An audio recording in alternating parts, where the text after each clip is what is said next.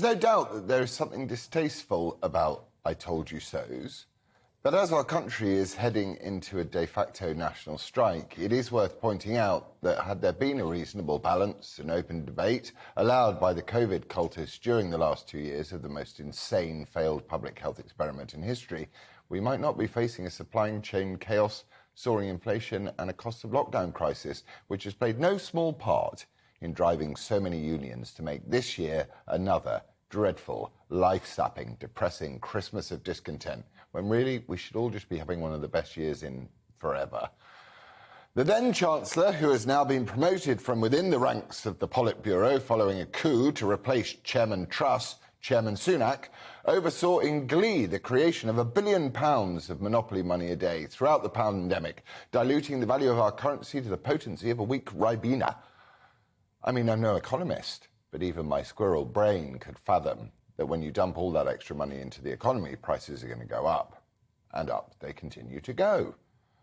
And the more they go up, the wider our eyes become when we look at every bill we get for the necessities of our everyday lives. People are being forced to choose between heating and eating. No wonder everyone wants to go on strike. But it is strange. Some strikers I have real compassion for, and some I really don't. For example, firefighters. I really do feel for firefighters. You'll see why shortly. But anyone who was born with the mindset of when I want to grow up, I want to be a firefighter, and then actually does grow up and become a firefighter, who puts their own life at risk to save others, by very personality type, must find the thought of downing hoses and not fulfilling their life calling an act of absolute last resort. When they were offered such a pitiful pay rise, whilst the PPE graduates on the blue side of the house and the critical race theorists on the red side of the house took the above-inflation pay rise they were offered. Yes, I know, some of them said they would donate the excess to charity, but it's hardly leading by example, is it? Right, medics, too. I know they didn't do themselves many favours during the pandemic with the TikTok videos, but every time I or anyone else I know and love has needed critical care, the overwhelming majority of the time they have got it in spades and been extremely grateful to the doctors and nurses and porters and surgeons they have to direct contact with. The list is too long to mention. So I'd be happy to give both firefighters and frontline medical staff a pay rise. That's just me. Especially seeing as a trainee firefighter will soon get less than someone who works in Aldi. Let that sink in. But having said that, there is obviously some money washing around at the bottom of the fire service's diversity, equity and inclusion bucket, because some genius turned all the remaining fire engines into non-binary rainbow unicorns with wheels.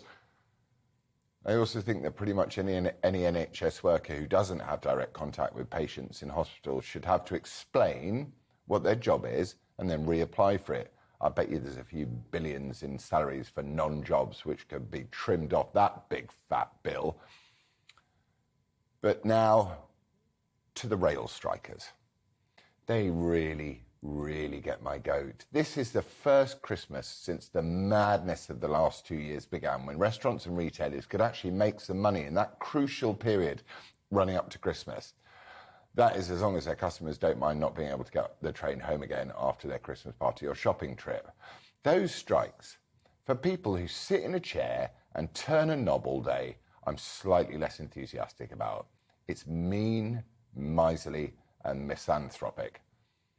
But then there is the other side. You start giving everyone in the public sector, 1 in 5 of us, a pay rise at the same point, the other 4/5 are going to get a bit miffed, especially seeing as they create all the wealth in the first place, and most of them haven't had a pay rise either. There is also the potential wage price spiral to deal with if all of this extra money starts floating around, compounding the problem still further. What an absolute mess these last 2 years have been, and we're living it out now. Okay, so right, what do we do? How about we scrap the 50 billion we are spending each year to appease the sun monster with offerings of net zero and give some of those woke billions to those who work on the front line? As I say, it's a mess.